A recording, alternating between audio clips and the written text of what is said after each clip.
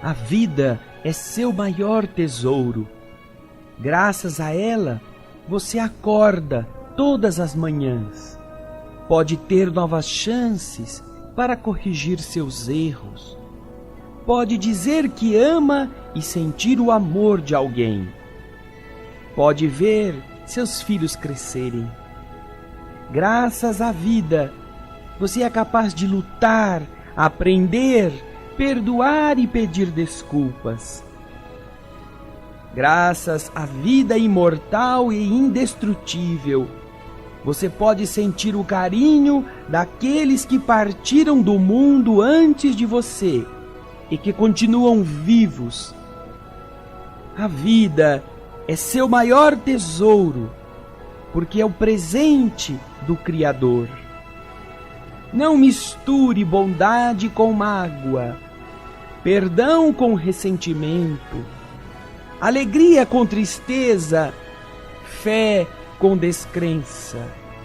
Se o Pai nos deu a vida, não vivamos de qualquer maneira.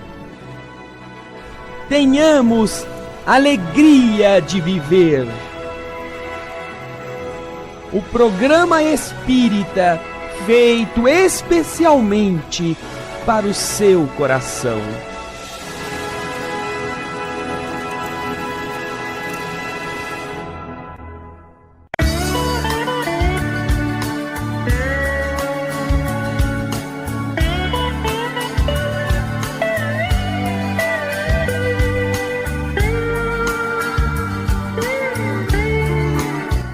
Olá, queridos ouvintes da Boa Nova, estamos iniciando mais um programa Alegria de Viver. Para nós é sempre muito bom estarmos aqui, reunidos, iniciando um novo programa. E nós esperamos que vocês estejam também aproveitando, absorvendo todos esses ensinamentos que este livro aqui tão bonito, o livro A Caminho da Luz, que este livro traz para a gente. Ele é de autoria do Espírito Emmanuel e a psicografia de Francisco Cândido Xavier. Nós já estamos discorrendo sobre este assunto já há vários programas e hoje estaremos dando continuidade ao tema A China Milenária. Daqui a pouquinho, eu sou Solange Godoy junto com André Luiz Ruiz. Como vai, André? Olá, Solange! Olá, queridas irmãs, queridos irmãos. Esta alegria se renova em cada um dos nossos programas. Recordando que você pode visitar o offline da Rádio Boa Nova e escutar os programas anteriores. Você tem esse arquivo disponível e lá você vai poder, desde o começo do A Caminho da Luz, entender melhor tudo aquilo que o Espírito Emmanuel está falando. A Boa Nova se preocupa com aquilo que você pode melhorar pelo conhecimento. E é esse o abraço que o Luiz Leite e o Alailson Cunha têm para dar a vocês mais uma vez.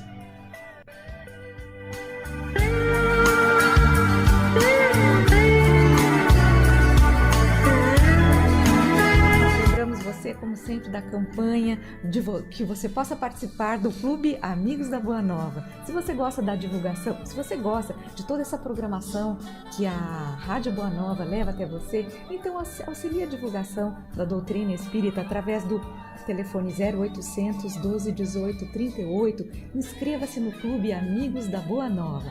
Lembrando que o atendimento, para você fazer sua inscrição, ele vai de segunda a sexta-feira, das 7 da manhã às 7 da noite. E aos sábados, das 9 da manhã às 3 da tarde. Bem, nós vamos dar continuidade ao capítulo que fala sobre a China milenária. Lembrando que esse livro, A Caminho da Luz, ele fala sobre a história da civilização, à luz do Espiritismo. Então nós já falamos de vários povos e no programa anterior nós iniciamos o assunto sobre a China. Vamos lá, André? Algum comentário? Vamos lá, Solange. Vamos em frente. Então acompanhem com a gente a leitura. O subtítulo é Confúcio e Lao Tse. Confúcio, na qualidade de missionário do Cristo, teve de saturar-se de todas as tradições chinesas e aceitar as circunstâncias imperiosas do meio, de modo a beneficiar o país na medida de suas possibilidades de compreensão. Já na primeira parte do parágrafo, nós vamos encontrar a referência de Emmanuel ao fato do espírito Confúcio precisar ter se preparado como missionário de Jesus para chegar ao mundo dentro daquele ambiente psicológico portanto, saturou-se dos modos de pensar, de agir daquele povo ao qual ele iria transmitir seus conhecimentos. Veja que interessante.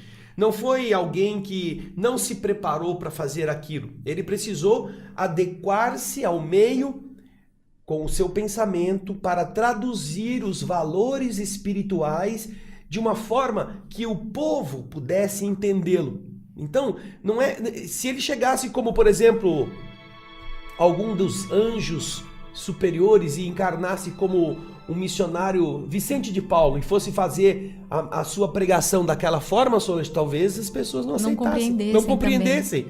Não entendessem aquele tipo de linguagem, agora, aquela André, maneira de ser. Esse preparo seria no plano espiritual, antes dele reencarnar, então. Por isso que Emmanuel está dizendo. Na qualidade de missionário do Cristo, teve de saturar-se, de abastecer-se, de se tornar bem preenchido de todas as tradições chinesas. Que tradições são essas? Aquelas que já estavam no povo há milênios. Aceitar as circunstâncias imperiosas do meio, ele precisou submeter-se a isso, de modo a levar o benefício ao país na medida das suas possibilidades de compreensão.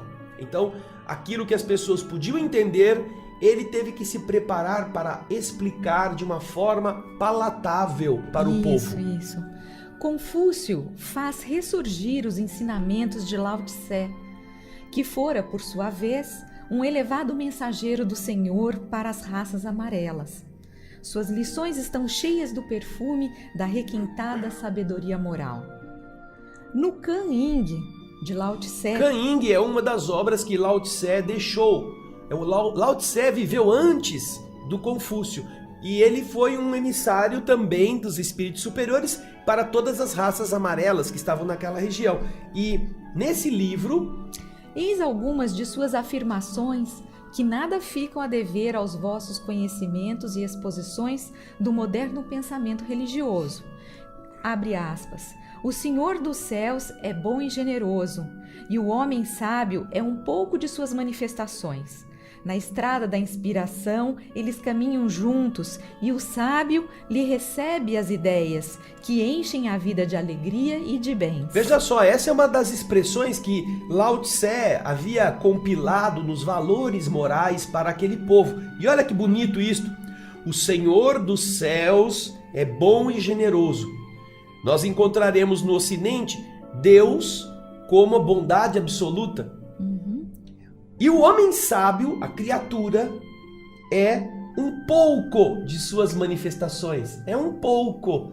É filho dele e ele se manifesta um pouco no homem sábio. Não é qualquer homem que ainda não atingiu a sabedoria. Só com o amadurecimento é que nós compreendemos essa ligação. Na estrada da inspiração, o Senhor do céu e o homem sábio caminham juntos. E este vai receber as suas ideias, que enchem a vida de alegria e de bens. Nós todos somos inspirados pela divindade.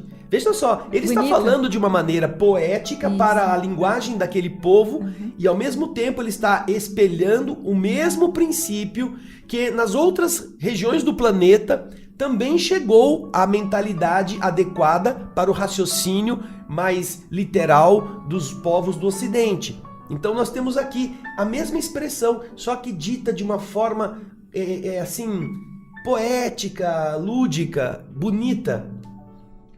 Lao Tse, de cujos ensinamentos Confúcio fez questão de formar a base dos seus princípios, viveu 6 séculos antes do advento do Senhor, e em face dessa filosofia religiosa avançada e superior, somos obrigados a reconhecer a prodigalidade da misericórdia de Jesus, enviando seus porta-vozes a todos os pontos da terra, com o objetivo de fazer desabrochar no espírito das massas a melhor compreensão do seu evangelho de verdade e de amor, que o mundo, entretanto, ainda não compreendeu, não obstante todos os seus sacrifícios. Então nós estamos vendo aqui Emmanuel reconhecendo que a bondade dos espíritos superiores que estão sob a orientação do Cristo, que é a referência divina na Terra, não se esqueceu de ninguém, de nenhum povo, de nenhuma região do mundo, e enviou para todas elas espíritos com essa sabedoria. Enquanto lá Lao Tse estava fazendo isso, um pouquinho depois nós vamos ver na Grécia Sócrates, Platão falando dos princípios semelhantes, espalhando também no Ocidente aquela sabedoria, filosofia elevada, como precursores da ideia cristã no mundo. Você vê que em todas as partes, em todos os ambientes, espíritos vieram para educar a massa populacional que não tinha cultura, que não tinha essa sabedoria. Alguém precisava decodificar e explicar isto para eles, para os componentes deste povo que precisam saber estes princípios, precisam chegar a eles de forma a beneficiar o avanço coletivo mais rapidamente. Isso. Não é? Emmanuel traz para a gente agora um outro subtítulo chamado O Nirvana. Para fundamentar devidamente a nossa opinião relativa à estagnação do espírito chinês, examinemos ainda as suas interessantes e elevadas concepções religiosas. De um modo geral, é o culto dos antepassados o princípio da sua fé. Bem, vamos então aqui lembrar que no programa anterior, Emmanuel estava falando, quando ele escreveu esta obra, antes de 1940, ele estava visualizando a China como estava naquele momento, estagnada, presa ainda às suas tradições, diferentemente da China atual, não é? Mas ele está dizendo que para fundamentar a sua visão dessa estagnação, ele vai analisar como é que era a religião, a maneira pela qual os chineses daquela época se relacionavam com as divindades. Então ele está falando logo no começo que, de um modo geral, eles cultivavam os antepassados, os seus ancestrais. Era esta a forma geral como princípio da sua fé. Era assim que eles se manifestavam. Continua aí, Solange. Esse culto cotidiano e perseverante é a base da crença na imortalidade. Porquanto de suas manifestações ressaltam as provas diárias da sobrevivência. As relações com o plano invisível constituem um fenômeno comum associado à existência do indivíduo mais obscuro. A pessoa menos culta sabe que existem os seres que já morreram e que podem entrar em contato com eles. Da sua família, da família do vizinho, daqueles que ele conhece e dos que não conhece. Ou seja, é uma crença natural essa de relacionar-se com aqueles que já morreram. A ideia da necessidade de aperfeiçoamento espiritual é latente em todos os corações, mas o desvio inerente à compreensão do Nirvana é aí, como em numerosas correntes do budismo, um obstáculo ao progresso geral. Nirvana, então tem um conceito de Nirvana que acaba atrapalhando a melhoria mais rápida e o progresso do espírito daqueles que vivem nessas sociedades. E ele vai explicar agora o que é. O Nirvana, examinado em suas expressões mais profundas, deve ser considerado como a união permanente da alma com Deus, finalidade de todos os caminhos evolutivos.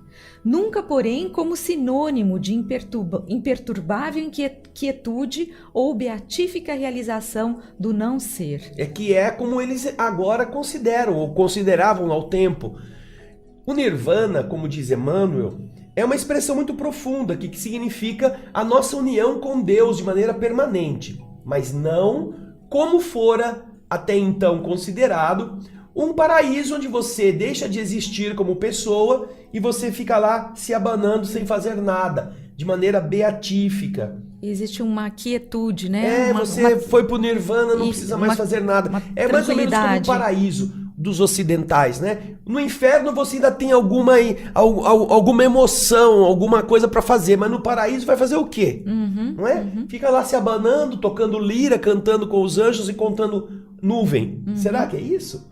Então, a vida, posso continuar? Vai. A vida é harmoniosa, é a harmonia dos movimentos, resultante das trocas incessantes no seio da natureza visível e invisível. É o que Emmanuel está falando, o que significa a vida. Não pode ser um nirvana onde ninguém faça nada, onde você não é mais você. A vida, ela é composta dessa troca incessante, construtiva. Em tudo que acontece, movimento, produz a harmonia e essas trocas incessantes no seio da natureza, seja ela visível, seja ela invisível, fundamentam essa harmonia e esse progresso. Sua manutenção depende da atividade de todos os mundos e de todos os seres. A manutenção da vida depende desse movimento. Cada individualidade na prova, como a redenção, Como na redenção, como na glória divina, tem uma função definida de trabalho e de elevação dos seus próprios valores. Os que aprenderam os bens da vida e quantos os ensinam com amor, multiplicam na terra e nos céus os dons infinitos de Deus. Portanto, não se pode conceber um nirvana onde você não faça nada, onde você não possa mais existir como ser, que você se integre na divindade para desaparecer nela. Não! Você saiu da divindade por vontade da divindade para fazer alguma coisa, para multiplicar a divindade em toda parte. E a vida é exatamente esse processo. Quando nós aprendemos que o que nós sabemos ensina outras pessoas, e essas outras pessoas, elas passam a ser importantes, passam a ser agentes, Solange, de novos conhecimentos e de novos saberes, você transforma o mundo. Exato. Só porque abriu a boca, só porque ensinou uma pessoa. Quando você ensina uma pessoa analfabeta a ler e escrever, você desabrocha um novo universo. Tem uma postura mais atuante, né? E essa pessoa pode produzir coisas que Exato. você mesmo não estaria fazendo, mas porque você a ensinou. Então é isso que produz a riqueza da vida. Não é ficar Em repouso eterno. embutido lá num quartinho e desaparecer na divindade. Não, nós temos a individualidade e é ela que, quando nós nos integramos nesse movimento de realizar coisas boas, é que produz, que enriquece essa vida. É o que Emmanuel está dizendo, que os chineses acabaram perdendo em função de considerar o nirvana como a grande hospedaria em que a gente repouso eterno, a gente perde a tranquilo. individualidade e fica inserido, incrustado em Deus. Agora Emmanuel traz pra gente mais um subtítulo falando a respeito da China atual. A falsa interpretação do Nirvana disturbou as elevadas possibilidades criadoras do espírito chinês, cristalizou-lhes as concepções e paralisou a marcha para as grandes conquistas. Uma das definições do Nirvana que nós temos aqui é um estado de êxtase em que a alma atinge a autolibertação do sofrimento. Então a pessoa entra num estado de elevação tal em que ela já não sente mais o sofrimento, mas ela é ela com ela mesma. Então ele está dizendo que essa falsa interpretação desse sentido do Nirvana causou um distúrbio nas elevadas possibilidades criadoras daquele espírito chinês e endureceu as concepções e paralisou a marcha para suas grandes conquistas. Voltamos a lembrar que Emmanuel está se referindo àquela China que existia ao tempo em que este livro foi escrito, 1938 por aí, ok? Continua, Solange. É certo que essas conquistas não consistem nas metralhadoras e nas bombardas da civilização do Ocidente, cheia de comodidades multifárias, mas aqui me refiro à incompreensão geral acerca da lição sublime do Cristo e dos seus enviados. Emmanuel está dizendo, eu não quero dizer com isso que os chineses estariam certos se tivessem construído indústrias da morte como os ocidentais construíram, metralhadoras, bombas, aviões, destruindo tudo. Não é isso que eu estou dizendo, diz Emmanuel. Eu estou dizendo que é necessário sair para a compreensão das lições sublimes de Jesus e dos seus enviados, inclusive lá na própria China, que acabaram sufocados por essa visão egocêntrica, vamos chamar assim, do Nirvana. Eu vou me unir a Deus, assim, eu não sofro, eu não preciso mais de nada deste mundo. Você está enfeixando-se no mesmo círculo, e isso gera uma cristalização do progresso de todos. Não é então imitar o Ocidente, não é isso que o Emmanuel está falando, é desenvolver a riqueza dos ensinamentos que lá na China mesmo já estavam postos pelos emissários latentes dos espíritos superiores. A China, como os outros povos do mundo, tem de esmar neste século os valores obtidos na sua caminhada longa e penosa. Dessas palavras, não há inferir que a invasão japonesa, na sua incrível agressividade, esteja tocada de uma sanção divina. Veja só, nós estamos falando em uma época em que também a agressão de outros países feriu o espírito da China, não é? Houve uma invasão do Japão na China. Emmanuel não está dizendo que o Japão fez o que Deus queria, né? Ele está falando, olha, a China e outros povos têm que multiplicar esses valores que foram obtidos na caminhada longa dos séculos. Agora, não quero dizer que só porque o Japão invadiu, o Japão está cumprindo a sua missão de invadir outro povo. Não, não é isso que Emmanuel está falando. Mas nós estamos no nosso limite de tempo. E o parágrafo é longo. E ainda temos que terminar o parágrafo. Depois nós retomamos. Programa Alegria de Viver, nós faremos um breve intervalo. Daqui a pouquinho estamos de volta.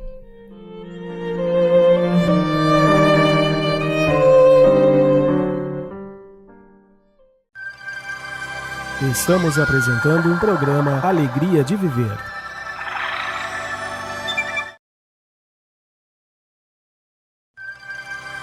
Programa Alegria de Viver está voltando.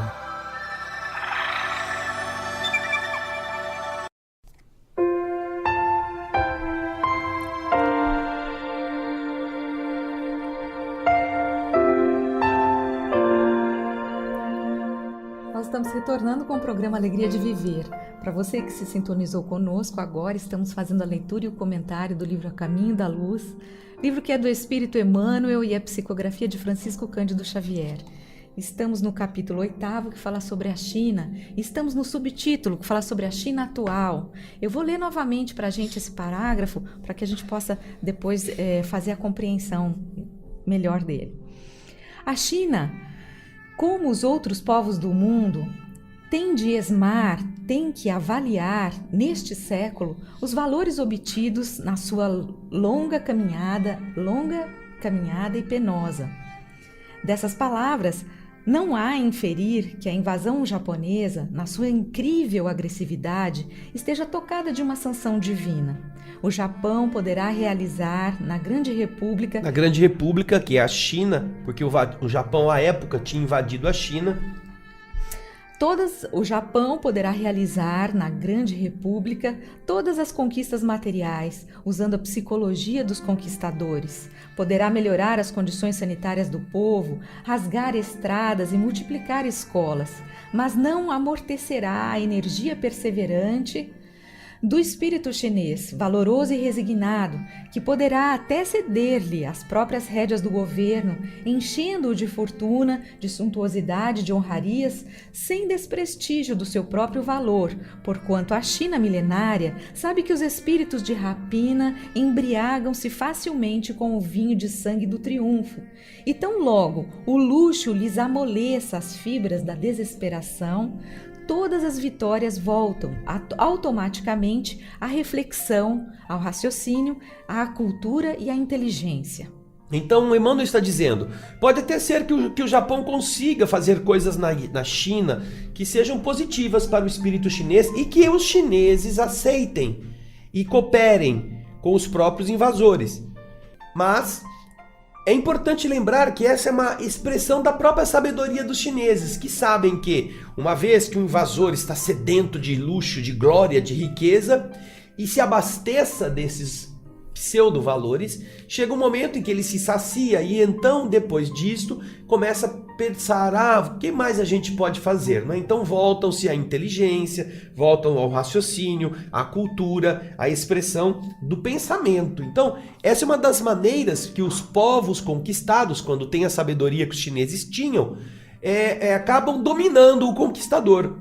Primeiro deixam ele fazer tudo, deixam ele se sentir o importante e depois veem que ele mesmo se cansa de toda aquela luxúria e acaba abrindo espaço para outras transformações. Isso no espírito chinês, Emmanuel diz, será fácil encontrar. Não está dizendo que vai ser assim, mas é possível até mesmo que os japoneses encontrassem nos chineses a sabedoria necessária para permanecer ali pelo tempo que fosse necessário com a paciência chinesa, não é?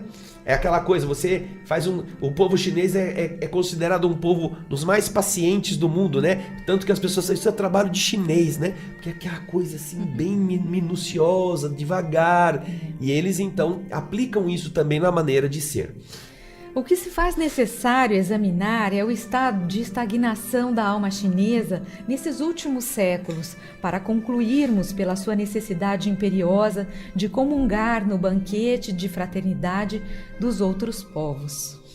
E agora nós vamos para a parte final do capítulo. A edificação do Evangelho. É verdade que a palavra direta do Cristo, consubstanciada, ou seja, representada no seu Evangelho, ainda não chegou até lá de um modo geral, aclarando o caminho de todos os corações, mas um sopro de vida romperá as sombras milenárias que caíram sobre a República Chinesa, onde milhões de almas repousam indevidamente na falsa compreensão do Nirvana e do Absoluto. Emmanuel está dizendo, então, que ainda o cristianismo não chegou à China de forma completa, de forma plena. Hoje nós sabemos que, por exemplo, existem bispos da China, a Igreja Católica já se estabeleceu em alguma medida, mas é coisa pequena, são pequenas representações. E não quer dizer que só porque é da Igreja Católica significa o ensinamento cristão na sua essência. Porque a igreja é composta de rituais, de liturgias, de uma série de valores que não estão no cristianismo primitivo, que foram criados para fazer as pessoas se acercarem daquele ritualismo, daquela cerimônia, sem muitas vezes entender o que está acontecendo. Então, Emmanuel está falando do ensinamento puro de Jesus. Ainda falta chegar lá, mas isto vai acontecer. Um sopro de vida vai romper essas sombras milenárias que caíram sobre a República Chinesa, quando ela se deixou levar pelos conceitos do Nirvana e do Absoluto, em que as pessoas acabaram dormindo.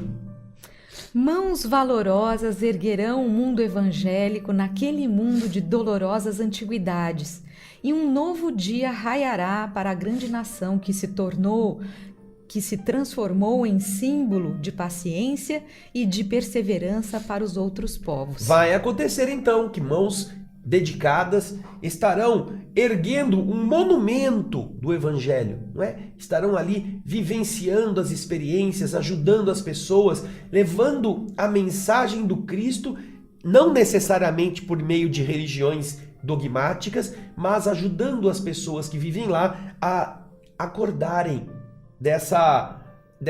desse tempo embolorado, desse mundo de antiguidades onde estão adormecidos. E vai nascer um novo dia nessa grande nação, que é para todos nós símbolo de paciência, de perseverança para todos os povos da terra. Esperemos a providência daquele que guarda em suas mãos augustas e misericordiosas a direção do mundo. Bem-aventurados os pacíficos, os aflitos, os humildes. E as suas palavras mansas e carinhosas nos fazem lembrar a China milenária que, amando a paz, sofre agora o insulto das forças tenebrosas da ambição, da injustiça e da iniquidade. Então, Emmanuel reconhece as dificuldades pelas quais o povo chinês atual está passando, naquela época, não é? Atual da época em que o livro foi escrito, com a invasão dos povos vizinhos, no caso o Japão. E ele reconhece que será necessário que haja um ambiente adequado para que os ensinamentos desse Cristo generoso, aquele que guarda em suas mãos augustas a direção do mundo, possa encontrar o espaço no sofrimento do povo para semear a esperança e abrir as consciências. Como ele mesmo diz, os pacíficos, os aflitos e os humildes são os bem-aventurados. E essas palavras mansas e carinhosas nos fazem lembrar a velha China, diz Emmanuel, que amando a paz, sofre agora as invasões da ambição, da injustiça e da iniquidade. A invasão japonesa foi muito dolorosa. Aqueles que gostam de da história das guerras, poderão encontrar relatos bastante arrepiantes do que fizeram na época os invasores japoneses orgulhosos, naquele tempo, achando que o império deles era o maior do mundo, queriam dominar tudo, e vocês sabem como a história acaba relatando essa ambição de grandeza. Mas também o sofrimento é uma das formas de acordar a humanidade nos momentos em que nós estamos meio parados e alguma coisa nos fustiga. Emmanuel então está augurando, dentro daquilo que ele, como espírito elevado, sabe, que das coisas ruins surgem coisas boas, que o povo chinês acabe se sentindo inclinado a buscar essa renovação, saindo daqueles conceitos do absoluto, aqueles conceitos do nirvana e migrando para uma nova etapa de entendimento espiritual. Muito bonito, e nós continuamos, o livro segue adiante. Hoje nós temos que encerrar o nosso programa. Mas na semana que vem vamos falar sobre as grandes religiões do passado, as religiões do passado que se tornaram grandes pelo volume de crentes. Vai ser o motivo da explicação que Emmanuel vai nos dar no capítulo 9, que semana que vem nós estaremos comentando. Isso, como sempre nós deixamos o nosso convite, se você gostar de estudar, nós temos o programa Espiritismo Sem Mistério, que ocorre às terças-feiras, de 15 em 15 dias, a partir das 4 da tarde. Nós estamos estudando o Livro dos Espíritos na TV Mundo Maior. Programa Espiritismo Sem Mistério, ao vivo, a partir das 4 da tarde. Participe, envie suas perguntas, comentários. Amanhã, Solange, vai ser o estudo do Evangelho com a irmã Eliana e com a Poliana. E na outra semana será o nosso estudo do Livro dos Espíritos. Então, toda terça tem Espiritismo Sem Mistério. Ou é o Evangelho ou é o Livro dos Espíritos. Isso mesmo. E se você não puder na terça, nas quartas-feiras, a partir das 20 horas, na TV Alvorada Espírita, nós também temos esse estudo do Livro dos Espíritos. Participe, porque é muito interessante. Deixamos o convite para que você conheça o programa Espírito da Letra, que analisa as obras de Chico Xavier, as obras Nosso Lar, Mensageiros, Missionários da Luz, Obreiros da Vida Eterna, No Mundo Maior. Todas essas obras estão sendo analisadas, capítulo a capítulo. Já foram. Exatamente, já foram. Capítulo a capítulo pelo André Ruiz aqui. E elas estão disponíveis para você assistir lá no offline da TV Mundo Maior, na TV Alvorada Espírita. Você pode acessar todo o livro. E às vezes você não pode assistir, mas pode escutar. Então o áudio também ajuda bastante. Além disso, nós estamos nos preparando para começar o lançamento do próximo livro, que é o livro Libertação. Vamos começar já a colocar dentro de mais algumas semanas os primeiros capítulos dessa obra magnífica que se chama Libertação, também de André Luiz Espírito, através da mediunidade de Francisco Cândido Xavier. É algo que vai impressionar pela beleza, falando dos processos de obsessão, dos processos de envolvimento do mundo espiritual inferior e a libertação destes exílios egoísticos que as pessoas criam entre si. Isso, é muito bonito, gente, vale a pena. Nós agradecemos a sua participação e até a próxima edição do programa Alegria de Viver. Vamos fechar os nossos olhos e fazer a nossa vibração. Obrigado, Jesus, por mais uma vez podermos sentir o carinho dos espíritos amigos no entendimento desta saga evolutiva que nos 4 cantos do mundo não deixou nenhum dos povos sem o amparo necessário ao seu crescimento.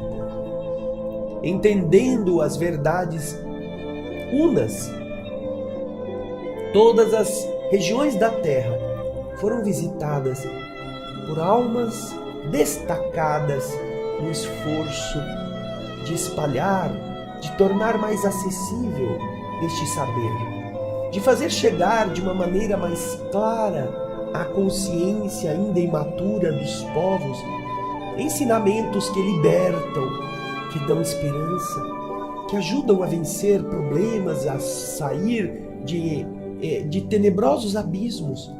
Espíritos que não desprezaram aqueles necessitados do Ocidente, como também lá no Oriente Remoto, na Ásia. Os povos milenares que já estavam na Terra também foram convidados pelos seus próprios representantes, não por estrangeiros que chegaram trazendo uma ideia que não era natural daquele ambiente. Não como uma filosofia importada ou trazida à força, não, como reflexão nascida do seio da própria China milenar. Os teus conceitos também floresceram lá, de modo que cada um que pôde ouvi-los pôde pensar, pôde se abastecer desses valores. Quando observamos este cuidado, este zelo do amor para com a ignorância e a maldade mesmo, nós ficamos agraciados, Jesus, com a conclusão de que nenhum de nós está esquecido. Que força generosa, abundante, paciente é esta, que coloca ao lado da gente um espírito melhor como nosso protetor. Alguém que está com a tarefa hercúlea de também traduzir estes valores do espírito à nossa mania, à nossa ignorância, à nossa preguiça, cantando todos os dias estes cânticos amorosos de esforço, de estímulo. Que espírito generoso é este, cuja árdua missão certamente vai produzir nele marcas luminosas no seu espírito, por ter vivido ao nosso lado, sem ter sido entendidos, muitas vezes sem ter sido acatado, sem ter sido escutado, mas sem ter fugido da nossa presença. Como é bom que nós nos lembremos deste amigo e conversemos com ele.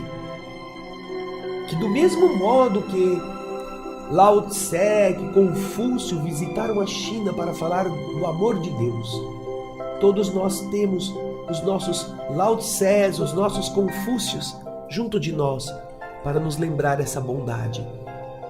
Que antes de nos desesperarmos, nós nos apeguemos a eles e que saibamos agradecer, porque a bondade de Deus também não se esqueceu de nós. Obrigado, Jesus. Obrigado, queridas irmãs, queridos irmãos. Muita paz. Almas do céu, ouvi o doce canto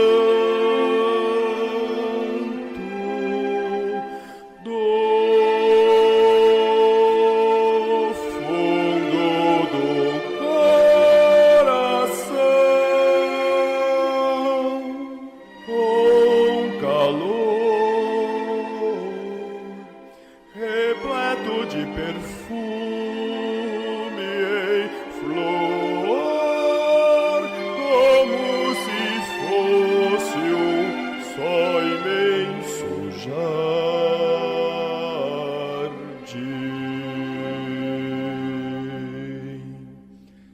É a voz do bem que o Cristo tem para espalhar por toda a terra e fazê-la cantar.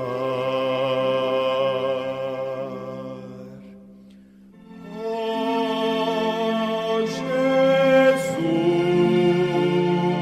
que bom ter-te encontrado